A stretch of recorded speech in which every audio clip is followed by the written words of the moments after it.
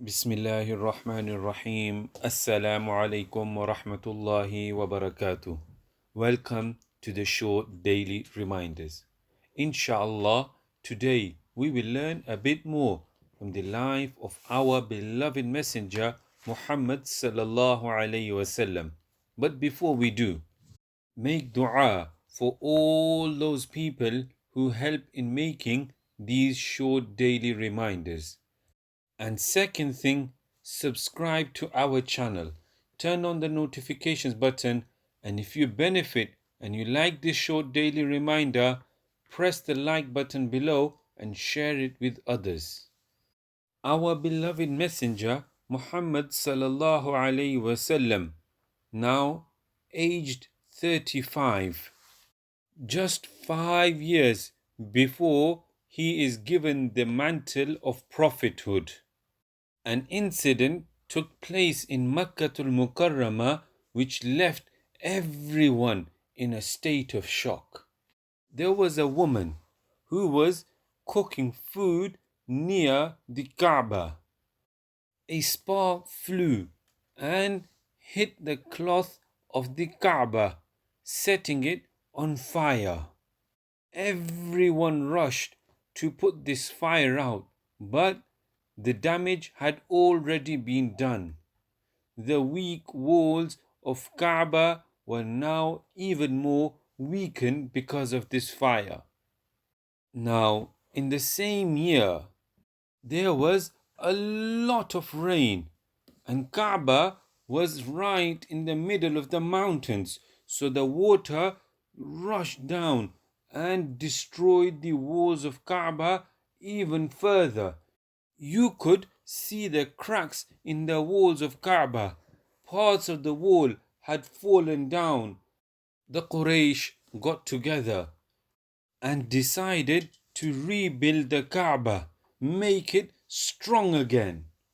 At that point, Abu Wahab bin Amr Makhzumi, who was the maternal uncle of our beloved messenger Muhammad sallallahu alaihi wasallam's father, stood up and said, O the people of Quraysh, as you know, this Kaaba is the house of Allah subhanahu wa ta'ala.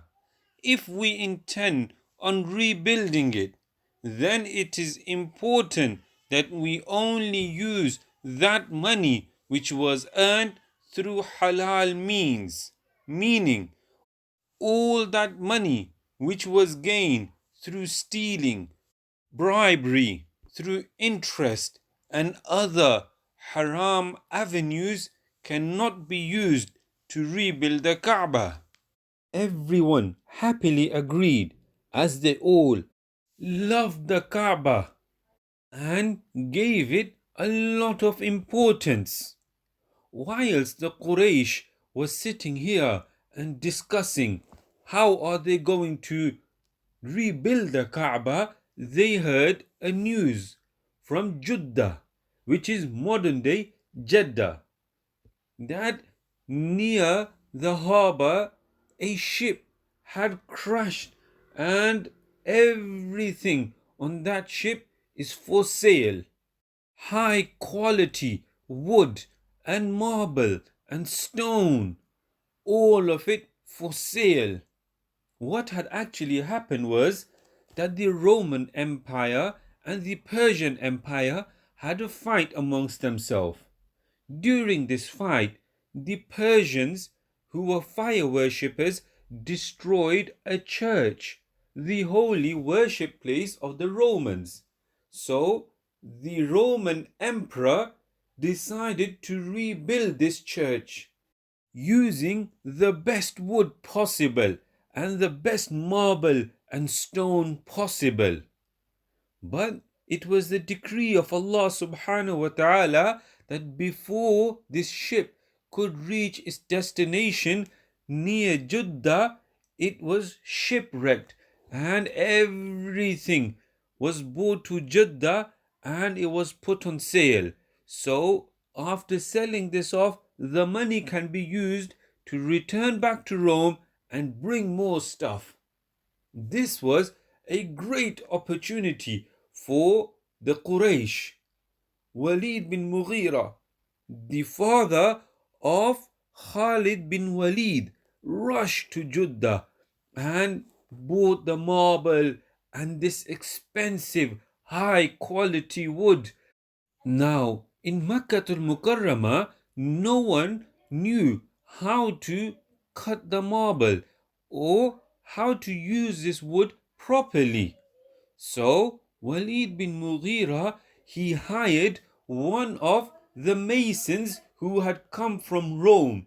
His name was Baqum. That Baqum, you come and help us rebuild the Kaaba. Baqum happily agreed and came to Makkah al Mukarramah. Now, who will rebuild the Kaaba? Every tribe wanted this opportunity. It was once in a lifetime chance. So it was decided that rather than only one tribe getting this great opportunity, every tribe in Makkah al Mukarramah will get this opportunity. The tribes will be split up into 4 parts, and each part will have one wall of Kaaba to rebuild. Banu Abd Manaf, the tribe of our beloved messenger Muhammad sallallahu alaihi wasallam, and Banu Zuhra were given the wall between the black stone and the Iraqi corner. The Kaaba has 4 corners and each one has a different name. One is called the Iraqi corner, second one is called the Syrian corner, the third one is the Yemeni corner, and the fourth one is called the Black Stone corner. So the Banu Abd Manaf and Banu Zuhra were given the wall between the Black Stone and the Iraqi corner, which we know as the wall which has the door of the Kaaba on it. And the Banu Abdul Dar bin Qusay and Banu Asad bin Adi were given between the Iraqi corner and the Syrian corner, which we know as the wall which is next to the semicircle of the Kaaba. And the wall between the Syrian corner and the Yemeni corner was given to Banu Saham and Banu Juhm, which is the wall parallel to the wall which has the door on it. And the wall between the Yemeni corner and the black stone was given to Banu Mahzum. This wall is parallel to that wall which is next to the semicircle. All the tribes are now ready to rebuild the Kaaba, but there is one small problem. In order to rebuild the Kaaba, the previous building of the Kaaba needs to be destroyed. But no one dared to do that. Everyone was scared because whoever tried to destroy the Kaaba, Allah subhanahu wa ta'ala destroyed them. So, who is going to take this step? Everyone is looking at one another and waiting for that person to take this step forward, but no one has the courage to do it. Finally, Walid bin Mughira, the father of Khalid bin Walid radiallahu ta'ala anhu, stepped forward, saying, Allahumma la nuridu illa al-khair, that, O Allah, we only wish for the best, meaning the Kaaba is damaged. We want to make it strong, but in order for us to make it strong, we need to first take down the walls of Kaaba. While saying this, he started to hit the walls of Kaaba, breaking them and removing the stones one by one. Still, no one had the courage to step forward. They all decided that let Walid bin Mughira work alone today. If anything happens to him, then we will put these stones of Kaaba back on Kaaba and leave it as it is. But if Walid bin Mughira is perfectly fine, meaning no punishment of Allah subhanahu wa ta'ala comes upon him, then tomorrow we will all get together and remove the stones of Kaaba. Next day, they saw Walid bin Mughira is perfectly fine. They understood from this that Allah subhanahu wa ta'ala is happy with us in removing the stones of Kaaba in order to rebuild the Kaaba. Everyone joined in, helped Walid bin Mughira, and in no time the whole Kaaba had been dismantled. Now they started to dig the ground to find the foundations which were laid by Sayyiduna Ibrahim alayhi salam. They kept on digging and digging and digging. They saw some big stones, and one of the people who was digging struck that stone, which resulted in a loud bang which could be heard throughout Makkatul Mukarramah. That is when they realized that finally we have reached the foundations which was set by Sayyiduna Ibrahim alayhi salam. Now each tribe, with the help of Baqum, started to build their side of the wall.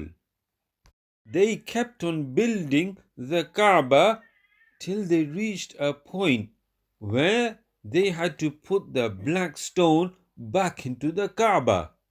The corner in which the black stone is supposed to go into was connected to two walls of the Kaaba.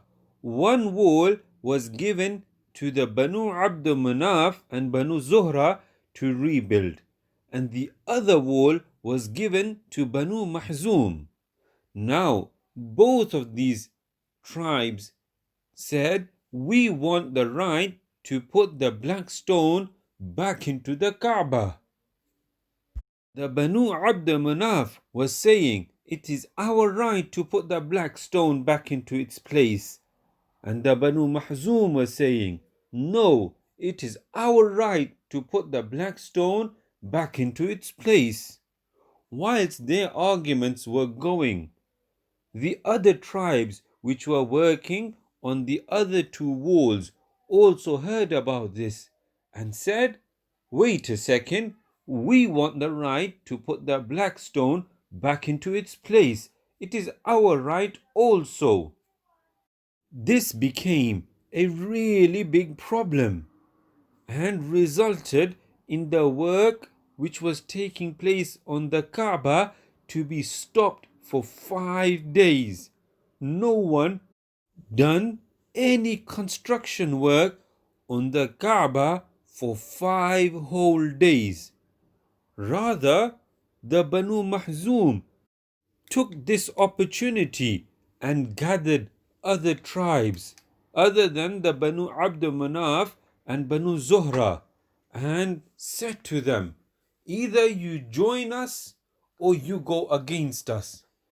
If you go against us, then know this, we are going to fight to death. Either we are given the right to put the black stone in its place, or we will all fight to death trying. In order to show how serious they were about this, they even got a bowl of blood and dipped their hands in it. This meant that now you will die or you will be successful in your cause in the Arab tradition. While this was going on, Abu Umayyah bin Mughira Mahzumi, who was one of the eldest people within Makkatul Mukarramah, heard of this, he became really furious and said to everyone, "There is going to be no fighting, no bloodshed over who will place the black stone back into the Kaaba. We will resolve this peacefully." And it was decided that tomorrow, whoever comes into the haram from this particular entrance, he will choose who is going to place the black stone back into the Kaaba. Now, Abu Umayyah bin Mughira Makhzumi, due to his old age, everyone respected him and everyone agreed to what he said. Now, everyone is anxiously waiting who is going to walk in through this entrance. Everyone was waiting, looking towards the entrance, when our beloved messenger Muhammad sallallahu alaihi wasallam walked through. Everyone became really happy and they said, "هذا محمد الأمين رضينا هذا محمد الأمين." That this is Muhammad the trustworthy. This is Muhammad the trustworthy. We are happy with his decision. Our beloved messenger Muhammad sallallahu alaihi wasallam ordered that a really big cloth be brought to him, and he put the black stone within this cloth, then ordered that from each tribe a representative step forward and take hold of the cloth. Now, when everyone was holding the cloth, Nabi sallallahu alayhi wasallam ordered that everyone now lift together. They lifted the cloth up, and our beloved messenger Muhammad sallallahu alayhi wasallam, with his own hands, then slid this black stone into its place. This made everyone happy, as they all could say now, "We put the black stone into the Kaaba." After this, the remaining building of the Kaaba was finished. Now, there were some changes which the Quraysh made from their own side. What were these changes? Inshallah, we will learn this in the next part. If you enjoyed this short daily reminder and you benefited from it, press the like button below and share it with others. Till next time, Assalamu alaikum wa rahmatullahi wa barakatuh.